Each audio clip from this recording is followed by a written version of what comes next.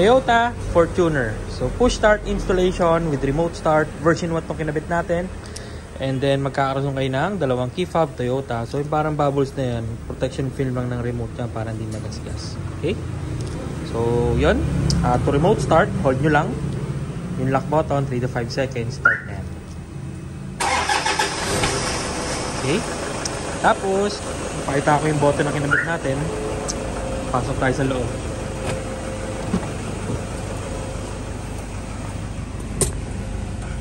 So, ni sir. Malapit.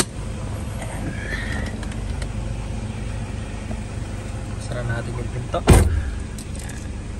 So, ito yung button na kinabit natin. Okay, version 1, kulay blue. Okay, pag aksidente na pindot, hindi yan mamamatay. And then, matic transmission, park luggage, tsaka handbrake. Kapag naka-drive or naka-reverse, hindi niya siya mapapa-start. Okay, tapos may turbo timer din si boss. Sinet ko lang 0 or enough ko muna para mabilis natin ma-showcase itong system natin.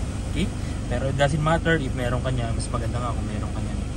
Okay, tapos pag tumapak ka ng brake, may feature yung system natin na nag-auto lock lahat ng doors. Okay?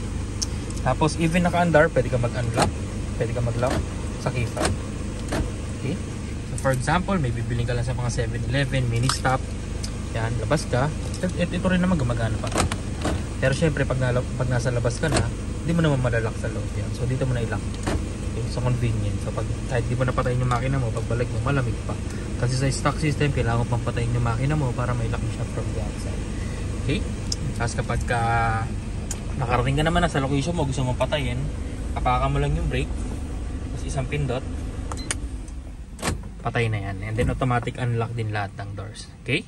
Tapos without stepping sa brake, unang pindot, accessories, gagana na yung mga stereo nyo, mga chargers, pangalawang pindot, bubukas yung cluster, yan, pwede nyo nang itaas or ibaba yung bintana nyo, nang hindi naka-start. Okay?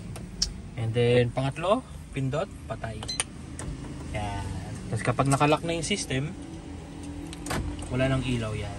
Okay? Pag naka-unlock, dun lang siya magkakailaw or dun yun lang siya pwedeng i-start. Okay?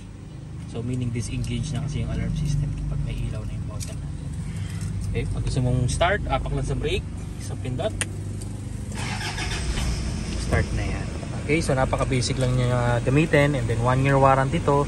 Guaranteed clean wirings, quality insulation, and then free back to zero fumigation pa after the installation. So maraming salamat.